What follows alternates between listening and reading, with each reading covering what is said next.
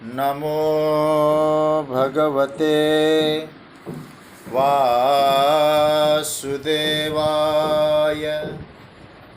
कृष्णाय वासुदेवाय हरये परमात्मने प्रणतः क्लेशनाशाय गोविन्दाय नमो नमः। नमः परमहंसास्वादितचरणकमलचिन्मकरन्दाय भक्तजनमानसनिवासाय श्रीरामचन्द्राय। वागीशायस्य वदने लक्ष्मीर्यस्य च वक्ष्यसि यस्यास्ते हृदये संवित्तं नृसिंहमहं भजे। गुरुर्ब्रह्मा गुरुर्विष्णुर्गुरुर्देवो महेश्वरः गुरुस्साक्षात् परब्रह्म तस्मै श्रीगुरवे नमः। भगवत चरण कमलानुरागी सभी आत्मीय प्रिय प्रभु प्रेमी जन, स्वाध्याय परिवार से जुड़े हुए सभी जिज्ञासु प्रभु प्रेमी जन, आप सभी को मेरा प्रणाम वंदन। जय सिया राम, राधे राधे। भगवान की मंगलमय कृपा करुणा से हम लोग विज्ञान के माध्यम से श्रीमद् भगवत गीता की चिंतन की यात्रा में हैं। श्रीमद् भगवत गीता के 11वां अध्याय, जिसको विश्वरूप दर्शन योग कहते हैं, उसमें जो अर्जुन ने भगवान की स्तुति की, इस स्तुति का बड़ा महत्व है। मेरे पास 2-3 लोगों का संदेश आया और इस संदेश में कहा कि जैसे गीता का स्वाध्याय चलता है और जो प्रकरण चल रहा है उसमें 4 या 5 मिनट का समय लग सकता है, तो क्यों न कि अर्जुन की स्तुति का एक बार हम लोग सामूहिक पाठ करके, जब तक ये स्तुति का प्रकरण चले शायद याद ही हो जाए लोगों को। ये 11 श्लोक जो है 36 से लेकर 46 तक, इसका एक बार हम लोग पाठ करें रोज़। जब तक ये 46 श्लोक तक की स्तुति चले तो आपको भी अच्छा लगेगा। तो मैं बोलूँ फिर आप बोले, ये नहीं, सामूहिक रूप से मेरे साथ साथ आप लोग पाठ करें 11 श्लोक का, फिर हम लोग चर्चा करेंगे, क्योंकि है बड़े महत्व की। बहुत परम पूज्य स्वामी राम सुखदास जी महाराज तो इनमें से कुछ श्लोकों को प्रतिदिन जो है, जैसे चाणक्य जी भी कह रहे थे, नित्य स्तुति में शामिल करते हैं। तो आइए हम लोग पाठ करके फिर चर्चा करेंगे, सामूहिक रूप से हम लोग सब मिलके करेंगे। अर्जुन उवाच स्थाने ऋषिकेश तव प्रकृत्या जगत् प्रहृष्यत्यनुरज्यते च रक्षांसि भीतानि दिशो द्रवन्ति सर्वे नमस्यन्ति च सिद्धसङ्घाः कस्माच्च तेन नमिरन्महात्मन् गरीयसे ब्रह्मणोऽप्यादिकर्त्रे अनन्तदेवेश जगन्निवास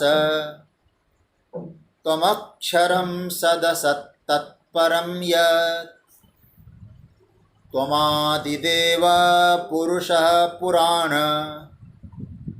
त्वमस्य विश्वस्य परं निधानम्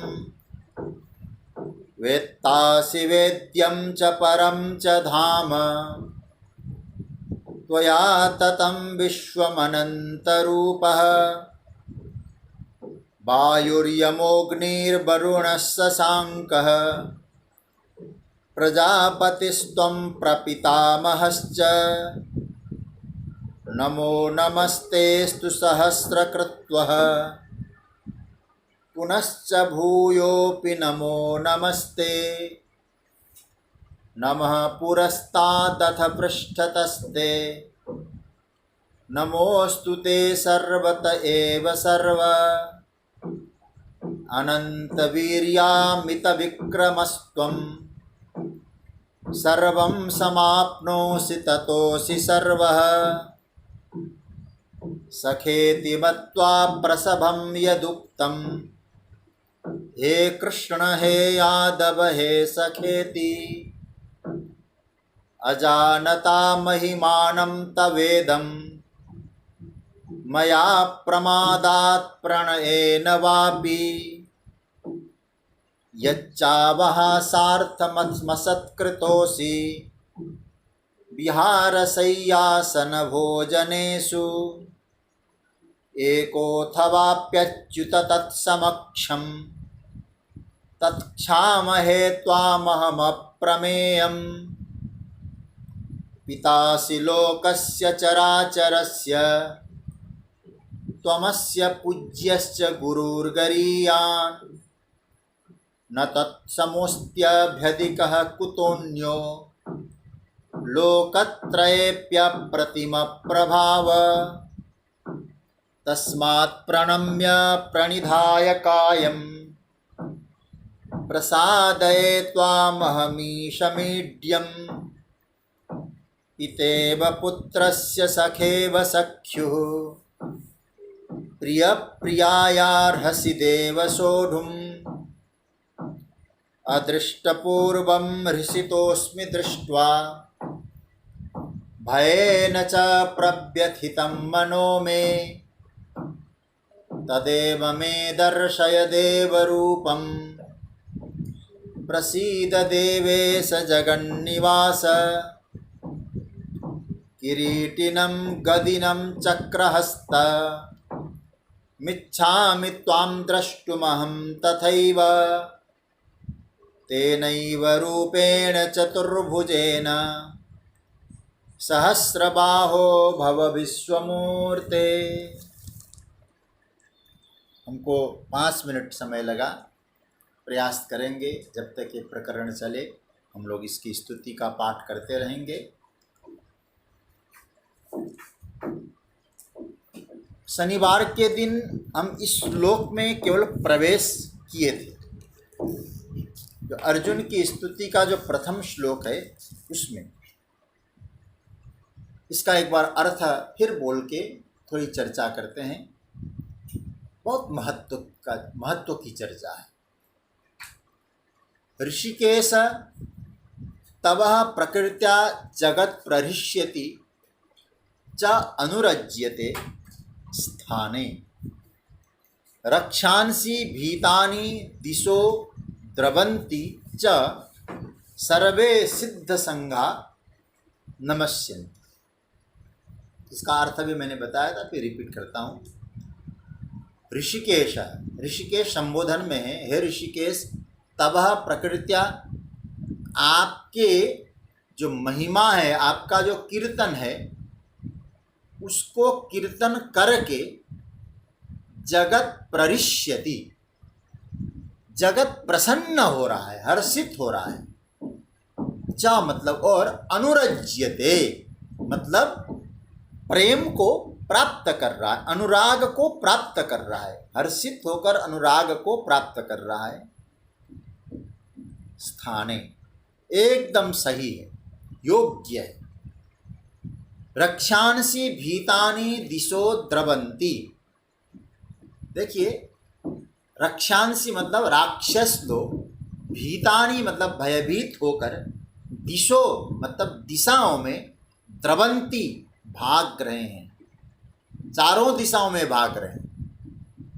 और सर्वे सिद्ध संघाः, और सभी सिद्धों का जो संघ है क्या कर रहे हैं? नमस्यन्ति, आपको नमस्कार कर रहे हैं। सिद्ध संघा नमस्यन्ति। पहले एक बड़ा प्यारा मंत्र है, इसमें अर्जुन ने भगवान को संबोधन में कहा ऋषिकेश। ऐसे श्रीमद् भगवत गीता में ऋषिकेश शब्द का प्रयोग कई बार आया है, किंतु जहाँ तक संबोधन का संदर्भ है, भगवान को अर्जुन ने 2 बार ऋषिकेश शब्द से संबोधन किया है।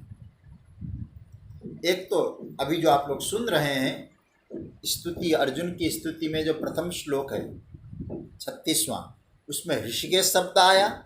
और एक शब्द जब 18वां अध्याय प्रारंभ होता है, आप लोग देख भी सकते हैं, समझ भी आ जाएगा।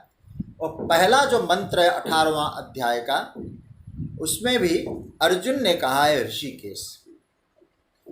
संन्यासस्य महाबाहो तत्त्वमिच्छामि वेदितुम त्यागस्य च ऋषिकेश पृथक केशिनी सूदन।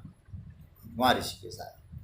और हम भी खोजते हैं, लेकिन हमको खोजने में और सहूलियत हमको आदरणीय से कमल पोद्दार जी ने कर दिया है। वो खोज के तैयार करके भेजा है। ऐसे स्वाध्याय परिवार में भी आपको मिल जाएगा, मिला हुआ है। तो यहाँ ऋषिकेश शब्द का अर्थ क्या है? ये बड़ा प्यारा अर्थ है। और इस ऋषिकेश शब्द से आगे का जो अर्थ है वो खुलता जाएगा, बस मतलब इससे ताल्लुक है। ऋषिक शब्द का अर्थ होता है इंद्रियां। पहले तो आप समझ लेना, ऋषिक शब्द का अर्थ हुआ इंद्रियां, और उस इंद्रियों के भीतर में मन को भी ले लेना, ये याद रखना। क्योंकि भगवान 15वें अध्याय में जाकर 15वें अध्याय में कहेंगे मनः षष्ठान इंद्रियाणि प्रकृतिस्थानि करसति, और मन भी छठी इंद्रियां हैं।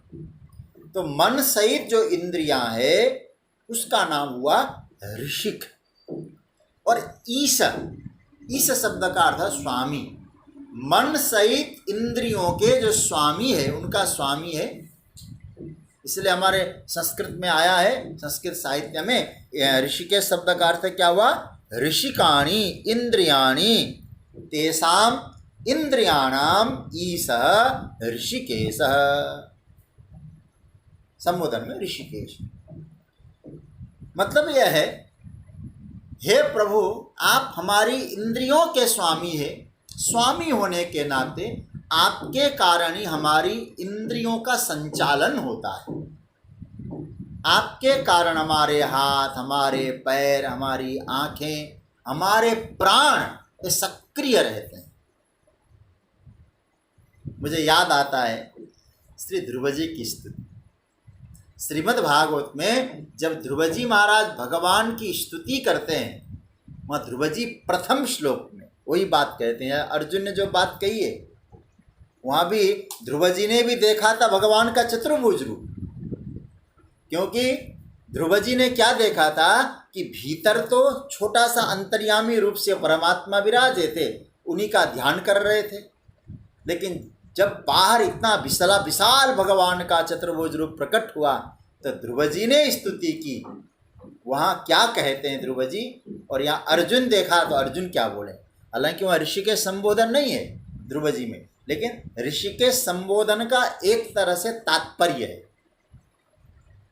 क्या कहते हैं? योऽन्तः प्रविश्य मम वाचमिमां प्रसुप्तां संजीवयत्यखिल शक्तिधर स्वधाम्ना अन्यांश्च हस्तचरणश्रवणत्वगादीन् प्राणान् नमो भगवते पुरुषाय तुभ्यम। ध्रुव जी ने कहा कि महाराज यो अंतः प्रविश्य, आप इंद्रियों के स्वामी हैं और आप भीतर प्रवेश करते हैं। क्या करते हैं? मेरी सोई हुई वाणी को जगाते हैं। मम वाचमिमां प्रसुप्तां संजीवयति, सक्रिय बनाते हैं। अखिल शक्तिधर स्वधाम, अपने मतलब अखिल शक्तिधर अपने प्रकाश से सबको सक्रिय, अन्यश्च हस्त, हाथ, चरण, प्राणी सबको सक्रिय करने वाले आप है। क्योंकि आप ऋषिकेश है, इंद्रियों के स्वामी है आप। सच्ची बात है सज्जनों, यदि परमात्मा हमारे भीतर बैठे न हो, अंतर्यामी रूप से न हो, तो जीभ बोल सकती है क्या? कभी आप सोचिएगा। पैर चल सकते हैं क्या? हाथ काम कर सकते हैं क्या? हाथ काम करते हैं, पैरों से चला जाता है, जिह्वा बोलती है, आंखों से देखा जाता है। मूल बात यह है वो हमारे परमात्मा जो रूप पावर हाउस है ना, उससे हमारे हृदय का जो बल्ब है ना वो जल रहा है, क्योंकि कनेक्शन ठीक है। पावर हाउस में का जो वो परम सत्ता परम चेतन है, वो परम चेतन से हमारे हृदय का जो बल्ब है ना वो प्रज्वलित है, तो सब कुछ चल रहा है। और किसी वजह से कुछ ऐसा हो जाए, पावर हाउस से कनेक्शन कट जाए तो, और बाहर जो रोशनी निकलती है और भीतर से प्रकट हुई रोशनी है, इसलिए कहा जाता है ऋषिकेश आप हमारे इंद्रियों के स्वामी होकर हमारे इंद्रियों को संचालित करते हैं। ऋषिकेश एक अर्थ है, मतलब समझ में आ गया होगा। ऋषिकेश शब्द का अर्थ हुआ हमारे मन सहित इंद्रियों के स्वामी होकर हमारे इंद्रियों का संचालन आप करते हैं, ये इसका एक अर्थ है। दूसरा अर्थ है ऋषिकेश का, बड़ा प्यारा अर्थ है। देखो ऋषि और केश, इसको अलग अलग करो। ऋषि शब्द का अर्थ होता है हर्ष उत्पन्न करने वाले। केश शब्द तो आप जानते होंगे, केश मतलब बाल, बाल आनंद उत्पन्न करने वाले बाल, ये जो बाल है ना केश, आनंद हर्ष सुख उत्पन्न करते हैं प्रभु आपके बाल। ऐसे देखिए भगवान श्री कृष्ण का सर्वांग जो स्वरूप है ना बड़ा आनंददायक है, उनके स्वरूप देखते ही हर्षित हो जाता है साधक।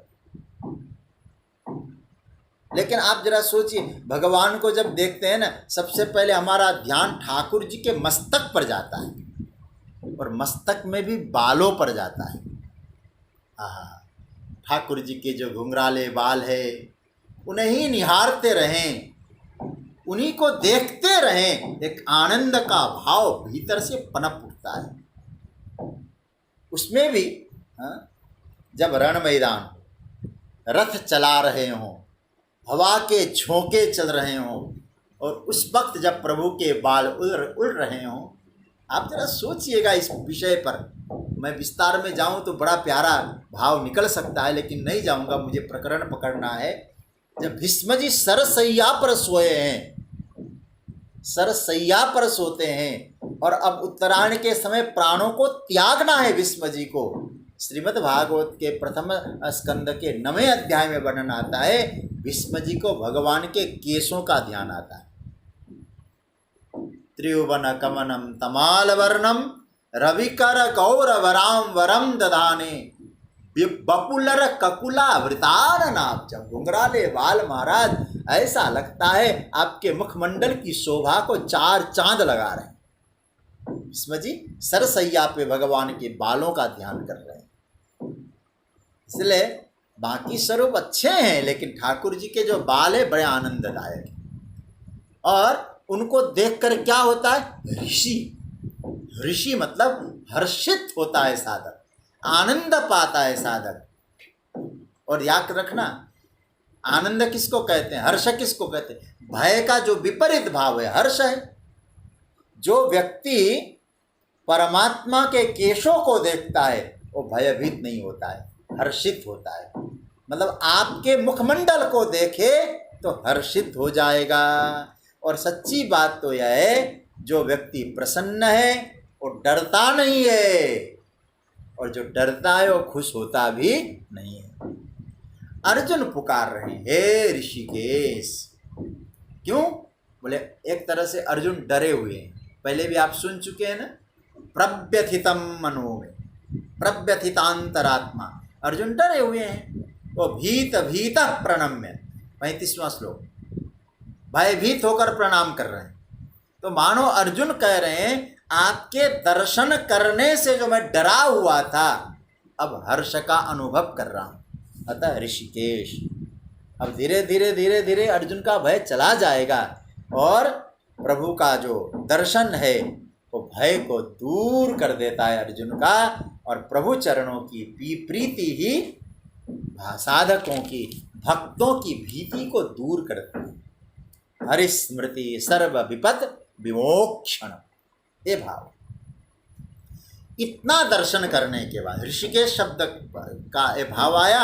अब इतना होने के बाद अर्जुन ने भगवान को देखा, तो अर्जुन की टिप्पणी क्या है, देखकर जो ठाकुर जी की स्तुति करते समय अर्जुन क्या कह रहे हैं, बहुत प्यारा भाव है।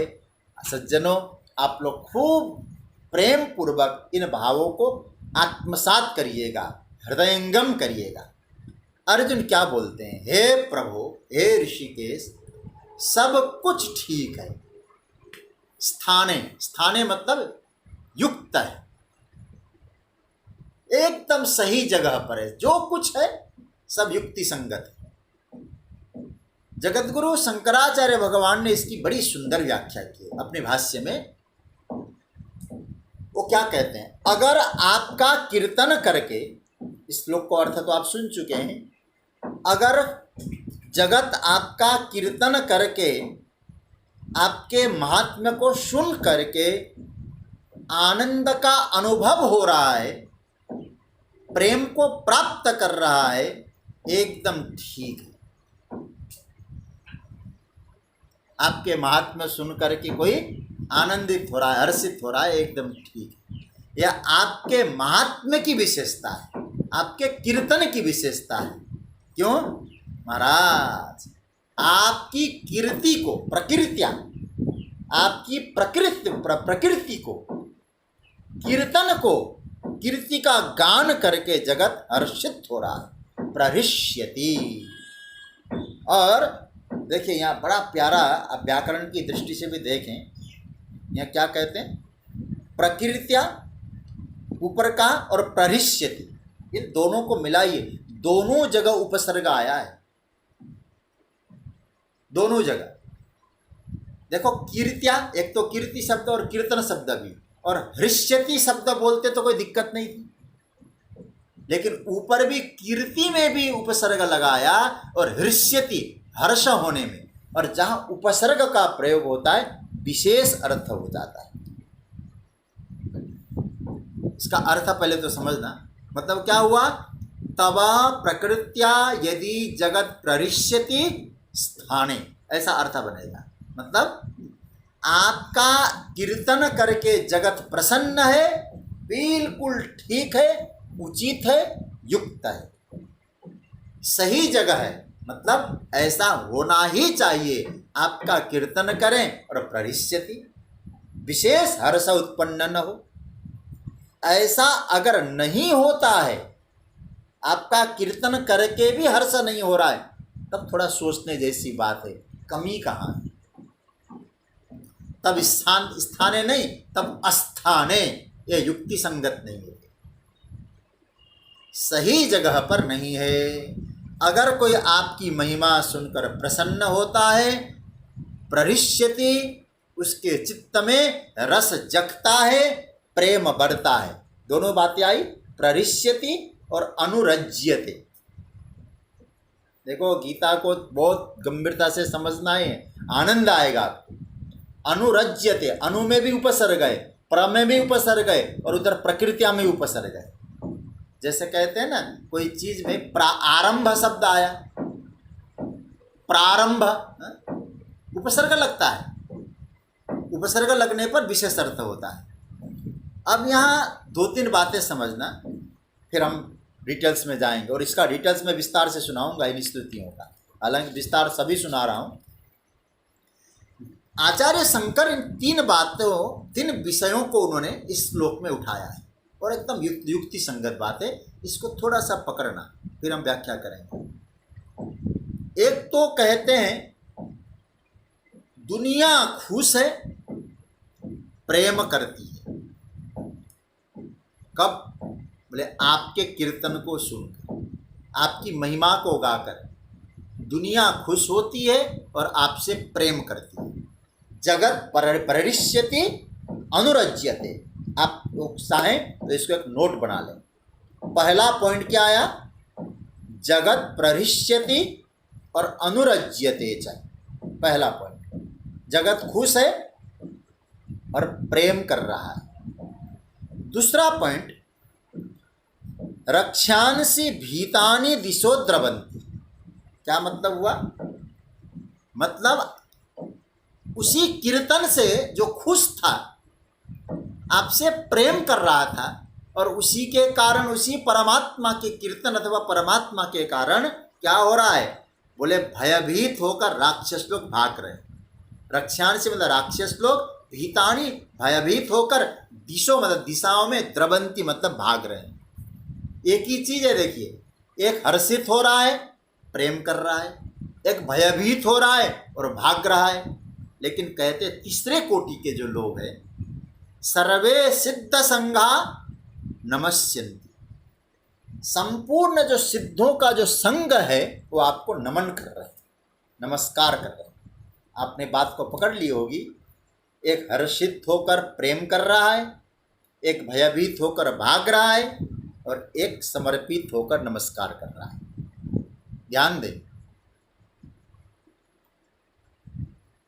तो कोई नमस्कार करता है, कोई भयभीत हो रहा है, कोई प्रसन्न हो रहा है, अनुराग करता है। प्रसन्न होकर क्या कहता, आपको चाहता है। बोले तीनों बातें बिल्कुल युक्ति संगत है। ये नहीं है कि ये भागने वाले युक्ति संगत नहीं है। अर्जुन कहते बिल्कुल ठीक ठाक है। जहां जो कर रहे हैं, कोई नमन कर रहा है तो भी ठीक है, भगवान को देखकर कोई भाग रहा है तो भी ठीक है, और परमात्मा की कीर्ति को सुनकर आनंद ले रहा है वो भी ठीक है। एक बात और कहूं, यहाँ कीर्ति शब्द को प्रकृति का है। पूज्य पांडे जी समझते हैं इस बात को और आप लोग भी समझेंगे अच्छी तरह से। कीर्ति नहीं, प्रकृति। देखिए, प्रकृति का मतलब क्या है? कीर्ति का मतलब तो आप जान गए कि कीर्तन, उनकी प्रतिष्ठा, उनका प्रेस्टीज, उनका गान है? लेकिन प्रकृति, प्रकृष्ठेन कीर्ति प्रकृति, मतलब जिस कीर्ति में अहंकार की शून्यता।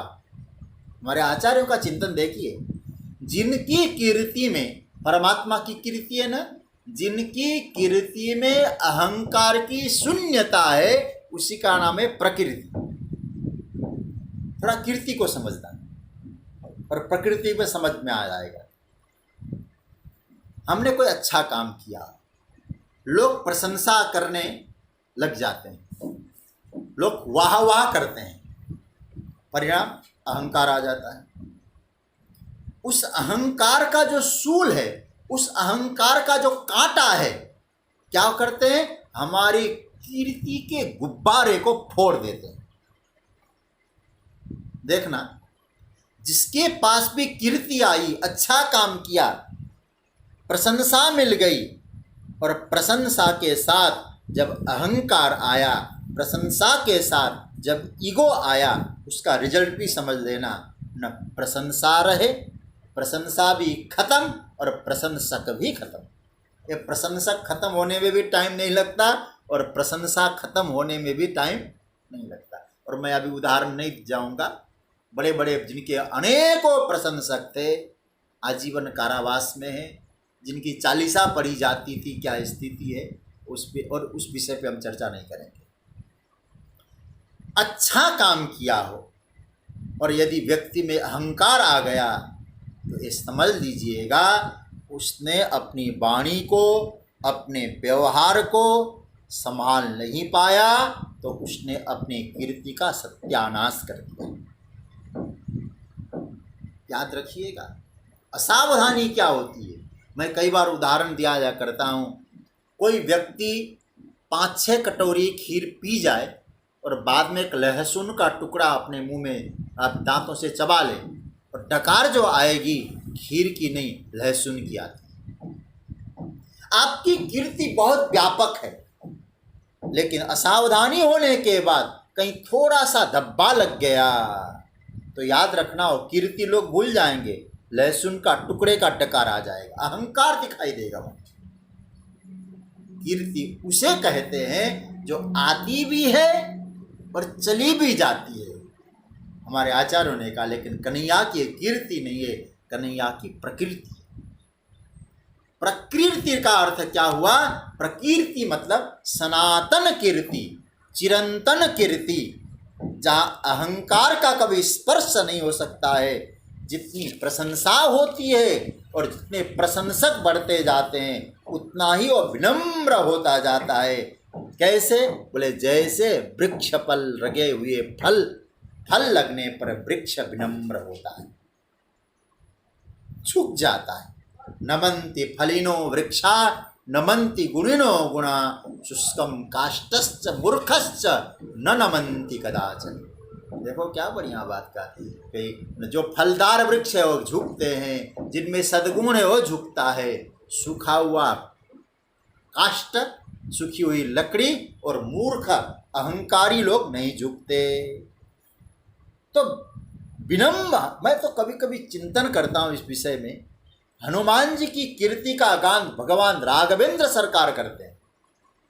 जब हनुमान जी लौट के आए सीता जी की खोज करके, और जैसे आए भगवान राम हृदय से लगा के कहते हैं, हनुमान तुमने कितना बड़ा उपकार किया है, तुम्हारे उपकार को हम भूल नहीं पाएंगे, और मैं तुम्हारे सामने प्रति उपकार करूं का तोरा सन्मुख होई न सकत मन मोरा। बार बार जब प्रभु प्रशंसा करने लगे, और जाम्बवंत रघुपति ही सुनाए, जाम्बवंत ने हनुमत चरित्र राघवेंद्र सरकार को सुनाया है। आप जरा उस बात को देखिएगा, हम प्रभु की कथा सुनते हैं, परमात्मा भी श्रोता बन के हनुमान जी का चरित्र सुन रहे हैं। जाम्बवंत ने हनुमत चरित्र सुनाया, और उस समय जब प्रशंसा करने लगे हनुमान जी भगवान के चरणों में गिर पड़े। मेरे राघव ने कहा, हनुमान तुम्हारी मैं प्रशंसा कर रहा हूं, तुम गिर पड़े हो। हनुमान जी ने बहुत सुंदर जवाब दिया, सरकार जगत का एक कोई साधारण व्यक्ति भी प्रशंसा करता है ना, व्यक्ति को अभिमान में ऐसा हो जाता है, कहीं झुकता नहीं, और परिणाम उसका पतन हो जाता है। प्रशंसा सुन के व्यक्ति का पतन होता है, क्योंकि अभिमान आता है। और मुझे और साधारण व्यक्ति प्रशंसा करे तब स्थिति है। संसार की सर्वोच्च सत्ता परब्रह्म परमात्मा राघवेंद्र सरकार जब प्रशंसा कर रहे हैं, ऐसे समय में तो झुकना गिरना तो निश्चित हो गया, हनुमान का पतन होना ही होना है। तो मैंने सोचा जब गिरना निश्चित है, अन्यत्र क्यों गिरूं, तुम्हारे चरणों में ही गिर जाऊं। इसलिए महाराज मैं आपके चरणों में गिरा। सज्जनों, विनम्र वे होते हैं, उनसे कोई कहे ना आपने बहुत अच्छा काम किया है, वे कहते भैया हम तो केवल निमित्त मात्र हैं, करने वाले प्रभु है, प्रभु कृपा है, गुरु कृपा है। अब प्यारा भाव, बहुत सुंदर। तो इसका मतलब, और तो अब ऐसे लोग कहेंगे गिरिराज तो कन्हैया ने उठाया है, हमने तो केवल डंडा लगाया है, हम तो लाठी खड़ी कर दी है, नाम हमारा हो गया है। अब इसलिए यहाँ कृष्ण की जो कीर्ति है चिरंतन क्यों है, आप थोड़ा सा चिंतन करें एक विषय पे, फिर बहुत अच्छी तरह से आपको समझ में आ जाएगा। राजसूय यज्ञ चल रहा है, और राजसूय यज्ञ में सबको विभाग दिया गया, तुम ये करो, तुम ये करो, तुम ये करो, तुम वो करो। आप सब जानते होंगे राजसूय यज्ञ का कितनी महिमा है। और अग्र पूजन हुआ है भगवान श्री कृष्ण का, सबसे पहले पूजन हुआ है मुनिगण नृपवर्य संकुलेन्त सदसि युधिष्ठिर राजसूय एसाम अर्हणम उपपेद स ईक्षणीयो मम दृषि गोचर ऐसा आविरात्मा। भीष्म जी स्तुति में भी कहते हैं। तो कहने का अर्थ है हुआ जिसकी अग्र पूजा होती है, ऐसे अग्र पूजा जिसकी हुई परब्रह्म परमात्मा श्री कृष्ण युधिष्ठिर जिसे कहते हैं, सबका काम का बंटवारा कर दिया है। मेरे लिए क्या काम है बताइए जरा। तब युधिष्ठिर जी कहते, मैं आपको कोई काम कहूँ? नहीं नहीं नहीं, बताइए ना कोई काम सेवा हो तो कृष्ण को कौन सी सेवा दे? तो युधिष्ठिर जी ने कहा, हे कन्हैया एक काम करते हैं। बोले क्या? उनको मालूम है सब काम का बंटवारा हो चुका है। तो बाद में क्या कहते, जो काम जो सेवा किसी को सौंपी नहीं गई हो वो सेवा आप करिए। अब देखो प्रकृति किसको कहते हैं, इतना बड़ा पूजन सबके सामने, ऋषियों के सामने, राजाओं के सामने, राजसूय यज्ञ में, और भगवान देखने लगे, अरे कहाँ गया होगा, कौन सी सेवा होगी जो किसी को नहीं सौंपा गया। तो ठाकुर जी ने देखा पत्तल उठाने का, जो महापुरुष भोजन करके पत्तल छोड़ते, उन महात्माओं के पत्तल उठाने का काम किसी ने नहीं। कृष्ण पादावने जन, आप जरा सोचिए, ये है कीर्ति। जहाँ अहंकार का स्पर्श नहीं होता है, इस कीर्ति का नाम है प्रकृति। तो भगवान की कीर्ति कैसी है? बोले प्रकृति। तो आपकी प्रकृति बिल्कुल योग्य है स्थाने। और ऐसी प्रकृति को, ऐसी कीर्ति को, ऐसे गुणों को कोई गाता है तो प्रसन्न न हो संभव है क्या? इसलिए हर्ष होता है। 3 बातें फिर आपको दोहरा देता हूं। आपकी कीर्ति के गान से जगत प्रहृष्यति, जगत प्रसन्न होता है, अनुरज्यते और प्रेम करता है। पहला पॉइंट। फिर बार बार ये तीनों बातें याद दिलाने का मतलब है आप लोग एकदम अच्छी तरह समझ लीजिएगा। दूसरा, आपकी कीर्ति के गान से भीतानि रक्षांसि दिशो द्रवंती, राक्षस लोग भयभीत होकर दिशाओं में भागते हैं। तीसरी बात, आपकी कीर्ति के गान से, गान सुनकर सर्वे सिद्ध संघा नमस्यन्ति, सारे सिद्धों का जो संघ है वो नमन करता है। ये तीनों ही बातें बिल्कुल स्थान पर है, उचित है। स्थान कौन है भाई? कौन से स्थान पर है? तो कहते आप ही तो हैं अधिष्ठान, और कौन हो सकता है? आप में ही सब कुछ घट रहा है। जगत गुरु शंकराचार्य भगवान कहते हैं, दुनिया में विषय नाम की कोई चीज नहीं। ये देखो, पूरी छुट्टी कर दी भगवान भाष्यकार ने। तो क्या कहते हैं? जगत हर्षित हो रहा है आपके महात्म्य के ज्ञान से, श्रवण से, कीर्तन से। तो इसका मतलब है वो सबका विषय आप है। संसार के हर्ष का जो विषय है वो विषय आप ही हैं। देखो भाष्यकार का मत क्या है? जगत का कोई भी विषय, सब्जेक्ट, मतलब हर्षित कर नहीं रही है। संसार को हर्षित कर ही नहीं सकता है। कोई वस्तु से हर्षित नहीं कर सकती, कोई व्यक्ति हर्षित नहीं कर सकता है जगत को। मतलब क्या हुआ? बल्कि मुझे यह समझ में आया, क्योंकि सर्वरूप में आप ही हो, अतः जो सज्जन लोग हैं, आपके भक्त लोग हैं, आपके अनुयायी लोग हैं, आपकी महिमा का जो कीर्तन करते हैं, प्रकीर्तन करते हैं, उनके सामने आप ऐसा बनकर आते हैं, सुख बनकर आते हैं, आनंद बनकर आते हैं। तो क्या होता है? व्यक्ति के जीवन में सुखद परिस्थिति का निर्माण होता है। शृण्वन् गृणन् संस्मरयंश्च चिंतयन्। तो व्यक्ति के जीवन में जो सुखद परिस्थिति जो खड़ी होती है, वो कौन खड़ा है उसके सामने? बोले कोई विषय नहीं है, उस विषय में भी परमात्मा है। क्योंकि विश्व रूप आया है ना, आपको सुख मिल रहा है और परमात्मा दे रहा है। कौन खड़ा है? परमात्मा ही खड़े। तो इसका सीधा सा अर्थ है, मेरे हर्ष का जो विषय है वह परिस्थिति नहीं है। याद रखना, मेरे हर्ष का, मेरे आनंद का विषय जगत की परिस्थिति नहीं है, वो आप हैं। ये जगत गुरु शंकराचार्य भगवान कहे। मतलब आपने ही ऐसी परिस्थिति का रूप लिया है। किसी विषय से प्रसन्नता नहीं हो रही है। बोले वो जो विषय के रूप में, परिस्थिति के रूप में और कोई नहीं है, आप है। क्योंकि पहले हम सब देख चुके हैं, विश्व रूप में आप है, भयानक भी आप है, शांत भी आप है, विभत्स भी आप है। तो सीधी सी बात है, सुख देने वाली जो स्थिति है वो आप है। इसलिए दुनिया खुश नहीं है, उसे मकान मिल गया। दुनिया इसलिए खुश नहीं है कि उसको परिवार मिल गई, परिवार मिल गया, गाड़ी मिल गई, मकान मिल गया। बोले नहीं, आप सर्व रूप में है, आप मिल गए। अनुरज्यते च। आहा, देखो दोनों बातें जीवन में आनी चाहिए। हर्ष तो होता है लेकिन अनुराग नहीं हो। अनुरज्यते मतलब अनुराग, प्रेम, लोग प्रसन्न हो, लोग सुखी हो। कैसे? बोले आपके प्रकृति से, आपके कीर्तन के गान करने से। तो इसका मतलब है फिर वो आनंद, वो प्रेम के रूप में जाए। प्ररिष्यति अनुरज्यते च।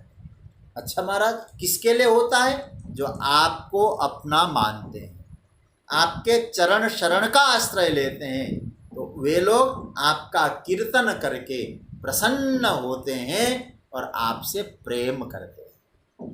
जगत में जो परिस्थितियां अनुकूल है, अरे ये परमात्मा ही तो आए हैं, अर्थात बीमार आ जाता है, वो भी क्या समझते हैं? ये मेरा परमात्मा है, तो बीमार होने पर भी प्रसन्न होते हैं। याद रखना, यह जो परिस्थितियों का जो निर्माण है, ये नहीं है कि अच्छी परिस्थिति आए तो भगवान, हर परिस्थिति परमात्मा का है। तो उसमें क्या होता है? प्ररिष्यति, उसमें भी कृष्ण के कीर्तन का गान है। जैसे वृद्धावस्था, आप थोड़ा सा समझना, काफी उसी कैटेगरी के भी लोग भी है। अब उसमें कीर्ति का गान कैसे करेंगे आप? जो वृद्धावस्था आ गई तो कभी कभी तो लगता है वृद्धावस्था अभिशाप है। अब आप चाहें तो इस वृद्धावस्था में कृष्ण की कीर्ति को देखकर हर्षित हो और अनुरज्यते, अनुराग करें। दोनों बातें बन सकती हैं। जैसे पहला, घुटनों में दर्द होता है, बहुत देर तक बैठा नहीं जाता, चला नहीं जाता। अब आप देखो, अब ये परिस्थिति आपके जीवन में आ गई, कौन आया इस परिस्थिति को लेकर? यदि आप भक्त है तो प्ररिष्यति, ये कृष्ण की कीर्ति आई है। क्यों? बोले कृष्ण हमको कह रहे हैं, बहुत घूम चुके दुनिया को, मैंने घुटनों में दर्द करा दिया है, अब तुम इधर उधर भटको नहीं, एक जगह बैठ के भजन करो। अब एक कृष्ण का कीर्तन हुआ कि नहीं हुआ? क्योंकि घुटनों के दर्द में भी आपने कृष्ण का दर्शन किया, कृष्ण की प्रकृति देखी, तो आप में हर्ष होना स्वाभाविक है और कृष्ण से प्रेम पहुंचना स्वाभाविक। आप सोचिएगा इस विषय। आंखों से देखना कम हुआ तो भगवान क्या कह रहे हैं? बोले बहुत देख चुके दुनिया को, कहाँ कहाँ नहीं गए तुम? वासना की पूर्ति हुई क्या देखकर दुनिया को? और देखने का मन होता है, कभी शांत नहीं होती है सब।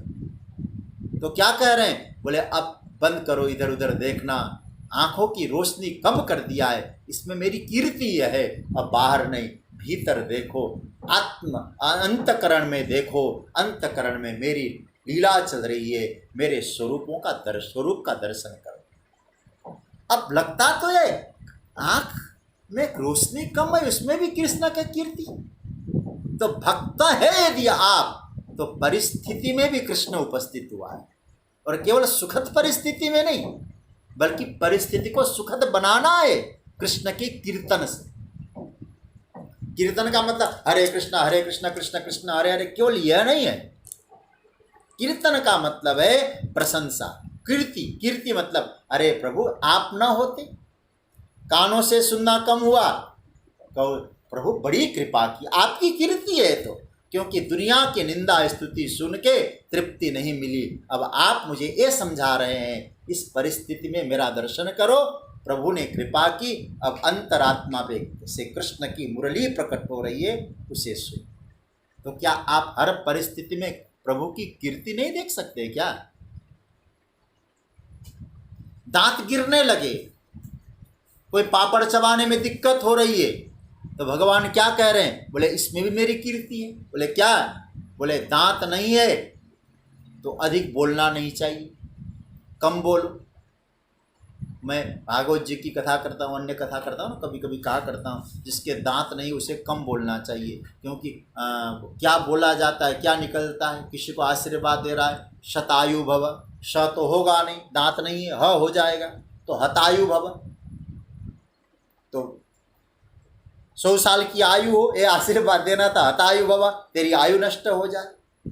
तो अब दांत गिर गए तो क्या हुआ? बोले भगवान कहते मत बोलो, मौन रहो। और वाणी का मौन, वाणी के तप के बारे में तो हमारे पूज्य पांडे जी ने तो लठ गाड़ दिए हैं, बड़ा सुंदर।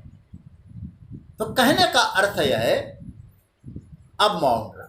अब आपके दांत गिर गए, वाणी ठीक से प्रकट नहीं हो रही है, क्या आप उसमें प्रभु की कीर्ति का दर्शन नहीं कर सकते?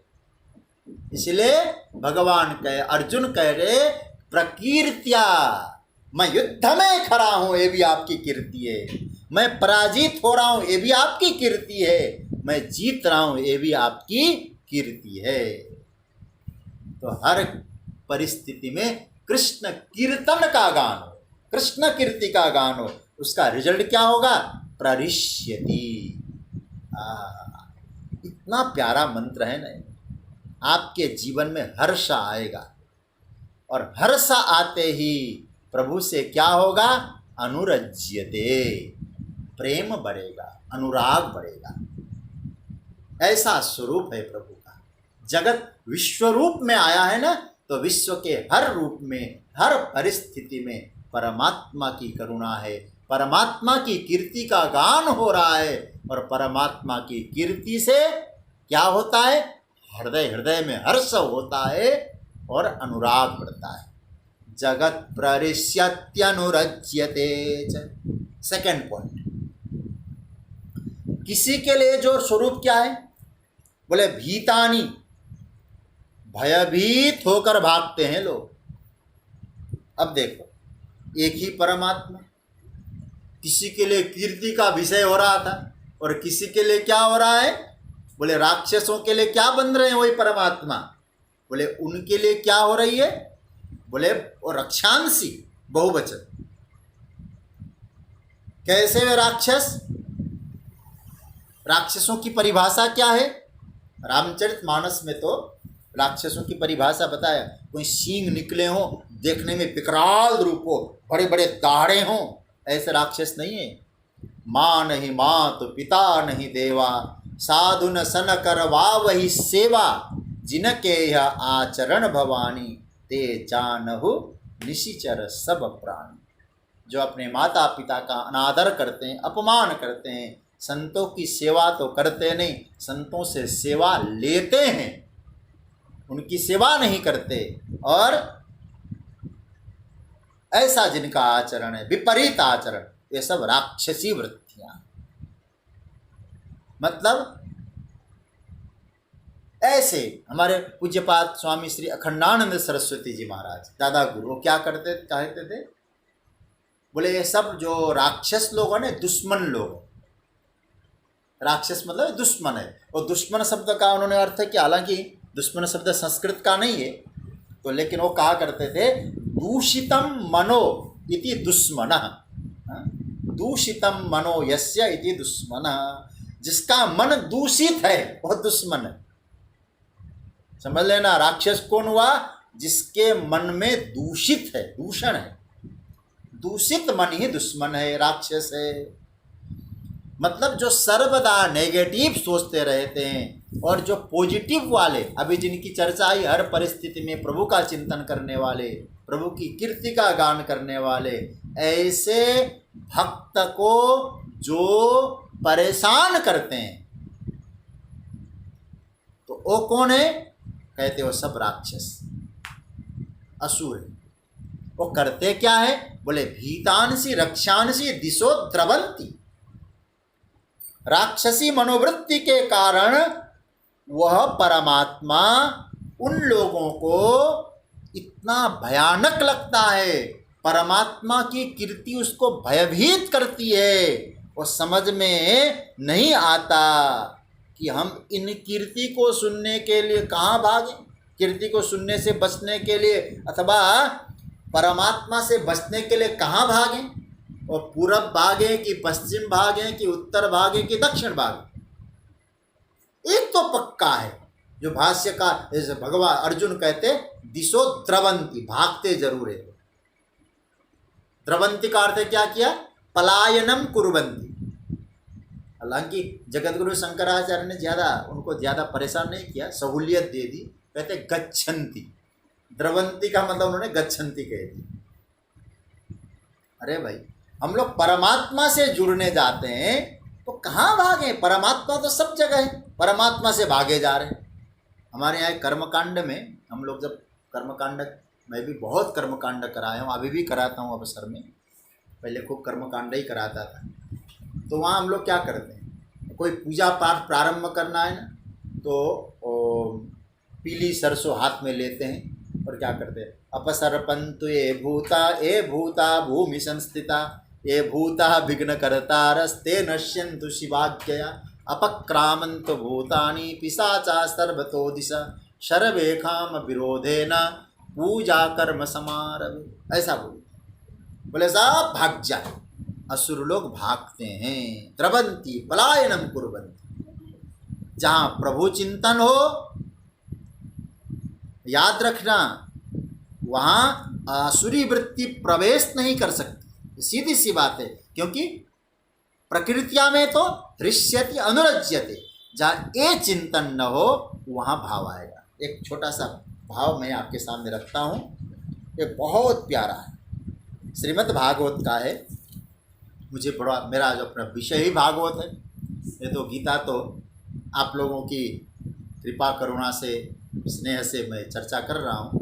देखिए श्रीमद् भागवत में एक बड़ा प्यारा भाव, जब भगवान नंद बाबा वसुदेव जी से मिलने के लिए मथुरा पधारते हैं और मथुरा में कंस को कर देने के बाद नंद जी वसुदेव के साथ साक्षात्कार करते, मुलाकात करते हैं, तो वसुदेव जी कहते हैं कि हे नंद जी आप तुरंत वापस चले जाइए। ऐसा लगता है गोकुल में उपद्रव हो रहे हैं।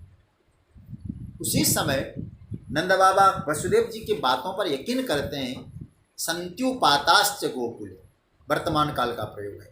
तब उस समय वसुदेव जी परमात्मा का ध्यान करते हुए और नंद बाबा भगवान का ध्यान करते हुए मथुरा से गोकुल की ओर प्रस्थान करते हैं। उस समय वो क्या कहते हैं कि भगवान अवश्य ही गोकुल में रक्षा करने वाले। क्यों?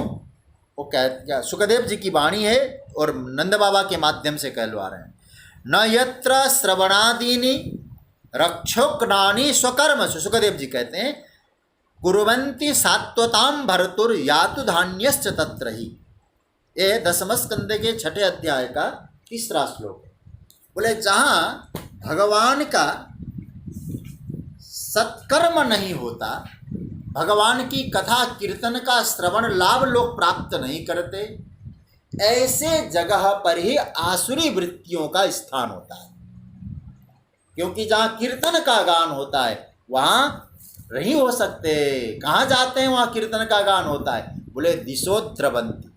यदि आप भगवान का भजन करेंगे ना, नेगेटिव एनर्जी आपके यहाँ नहीं आएंगे। फिर आपको फेंग शुई इत्यादि रखने की ज़रूरत नहीं है। जो भगवान का भजन नहीं करते, भगवान के भजन पे जिनको अच्छी तरह से भरोसा नहीं है, और फेंग शुई रख लो चाहे कुछ भी रख लो, सुई मुई से कुछ नहीं होने वाला है। केवल ठाकुर जी का नाम, क्या बढ़िया भाव दे रहे हैं। बोले भगवान का नाम लो, आसुरी वृत्तियां भाग जाएंगी। जहाँ कीर्तन होता है, जहाँ गुणानुवाद होता है, वहाँ से राक्षसी मनोवृत्ति सब भाग जाते हैं। कहाँ भागते हैं? दिशो द्रवंती, चले जाते। बोले कौन सी दिशा में भागते हैं? ये नाम नहीं लिया है। पूर्व भागते हैं कि पश्चिम भागते हैं कि उत्तर भागते हैं कि दक्षिण भागते, दिशा का नाम नहीं लिया है। भाग जाते हैं जरूर। दिशो द्रवंती। ये जो दुष्ट लोग हैं, जिनकी दुष्टता की मनोवृत्ति है सज्जनों, उनके लिए विश्वरूप कैसा है भगवान का? कहते हैं वो परमात्मा तो उसी रूप में है, लेकिन वृत्तियां अच्छी न होने के कारण उसी रूप में, क्योंकि गान हो रहा है कीर्तन का, ये लोग सब भाग जाते हैं। देखो द्रवंती का कारण रक्षांसी है। एक बड़ा प्यारा मन भाव दे रहा हूं आपको। भागते क्यों है? बोले द्रव राक्षस है ना, इसीलिए। मतलब किससे भयभीत है? बोले आपके भय के कारण अनेक हो सकते हैं। जब दुष्टता की मनोवृत्ति लेकर यह जीव जगत में रहता है, दुष्प्रवृत्तियों का आश्रय लेता है, दुष्टता का आश्रय लेता है और इस विश्व में रहता है, तो उस समय उसको परमात्मा का जो कीर्तन है, परमात्मा का गान है, परमात्मा का जो स्वरूप है, वो उसको भयंकर लगता है। अच्छा, भगवान का स्वरूप भयंकर है क्या? बोले भगवान का स्वरूप भयंकर नहीं है, लेकिन तुम्हारे मन में राक्षसी वृत्तियां हैं, इसलिए उस वृत्ति के कारण परमात्मा भी तुमको ऐसे ही लगते हैं। भीतानि रक्षांस, जो भयभीत होगा वो क्या करेगा? बोले भागेगा। और आप जरा विचार करना, आज इस घर में भागेगा, कल उस घर में भागेगा, हा? कभी भी एक जगह चैन से रह नहीं सकता। इस देश में भागेगा, हा? जो सोकोल्ड तथाकथित जो होते हैं ना बहादुर लोग, आजकल भी उनका नाम काफ़ी आता है, इनका जीवन देख। द्रवंती से अलावा ये लोग करते क्या है? कहाँ गए वो लोग? द्रवंती भागे जा रहे, कोई लंदन भागा है, कोई कहीं दूसरे देश में भागा है, भागते रहते हैं। छोटा होगा तो छोटे छोटे दायरे में भागेगा, और बड़ा वाला होगा तो बड़े दायरे में भागेगा। और वर्तमान में आप अनुभव करते ही होंगे इस बात, देखते हैं, सुनते ही होंगे। अर्जुन कह रहे महाराज, सज्जनों के हर्ष का, प्रेम का विषय यदि आप हैं, तो दुष्प्रवृत्तियों के पलायन का विषय भी आप ही। और कोई साधक लोग, तीसरे लोग, इसकी चर्चा हम कल डिटेल्स में करेंगे, केवल संकेत कर दो, 2 बातें चर्चा में आ गई। तीसरे जो लोग होते हैं वो सिद्ध संघा वाले लोग हैं। वो लोग क्या करते हैं? प्रणाम के सिवाय, केवल प्रणाम, नतमस्तक। सिद्धों की चित्त वृत्ति हमेशा समर्पित वृत्ति रहती है। क्यों? बोले उनकी मनोवृत्ति में साधना है, साधना की मनोवृत्ति है, साधना से परिपूर्ण चित्त है। वो क्या करते हैं? सिद्ध संघा नमस्यन्ति। तो इस श्लोक में 3 बातें आई। 3 बातें क्या क्या हुआ? अभी भी है मेरे पास 5 मिनट, इसको थोड़ा सा और आगे डिटेल्स में जाए। जगत प्ररिष्यति अनुरज्यते, रक्षांसि भीतानि दिशो द्रवंती, सर्वे सिद्ध संघा नमस्यन्ति। 3 रिएक्शन आ गए और विषय एक है। क्या विषय है? विश्वरूपधर श्री कृष्ण, एक चीज है और 3 रिएक्शन हो गए। यही विश्वरूपधारी परमात्मा किसी को हर्षित कर रहा है, किसी को भयभीत बना रहा है, और कोई नतमस्तक हो रहा है, बार बार प्रणाम कर रहा है। जगत प्ररिष्यति किंतु सिद्ध संघा नमस्यन्ति। जगत सत्कर्मी है यदि, तो प्रभु की कीर्ति के अनुसार चलता है, उसका श्रवण मनन चिंतन सत्संग करता है, तो हर्षित होगा ही होगा। क्योंकि सत्संग भगवान का जो कीर्तन है वो सुखदायक होता ही होता है। तात स्वर्ग अपवर्ग सुख, धरिय तुला एक अंग, तूल नताही सकल मिली, जो सुख लव सतसंग। दूसरा बताया, दुष्ट लोग भागेंगे। याद रखना, आप भजन सत्संग करते हैं। मैं एक बात आपको कहूँ, अनुभव कर लेना आप लोग। आप भजन करते हैं, आप सत्संग करते हैं, श्री कृष्ण की कृपा की यदि आप अनुभूति करते हैं, तो बुरे लोग आपके पास नहीं आए। बुरे लोग मतलब आपके पास नेगेटिव एनर्जी नहीं आ सकती। यदि गलती से आ भी जाए और टिक नहीं पाएगी नेगेटिव एनर्जी, आपकी यदि सच्ची निष्ठा है भगवान के प्रति। भीतानि रक्षांसि द्रवंती, भागते रहते हैं। और सज्जनों,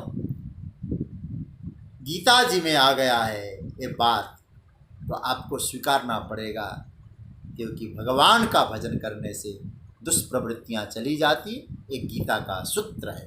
तो मैं आपको कहूँ, ये 3 सूत्र मैं आपको दे रहा हूँ मनन करने के लिए, और कल हम आके इस पर और चिंतन करेंगे। मनन क्या करने के लिए दे रहा हूँ? 3 बातें हैं, सुख, भय और समर्पण। अंत में नोट कर लीजिएगा, इस श्लोक में 3 सूत्र मिलेंगे आप। सुख मिलेगा, भय दिखाई देगा और समर्पण दिखाई देगा। तो सुख की स्थिति है, भय की स्थिति है, समर्पण की स्थिति है, लेकिन एक रूप के कारण है, वो है विश्व रूप। तो विश्व रूप में तीनों जो रिएक्शन है उसकी चर्चा हम लोग कल करेंगे। आज की चर्चा को विराम दूं, इससे पूर्व दो तीन बातें आप लोगों को निवेदन कर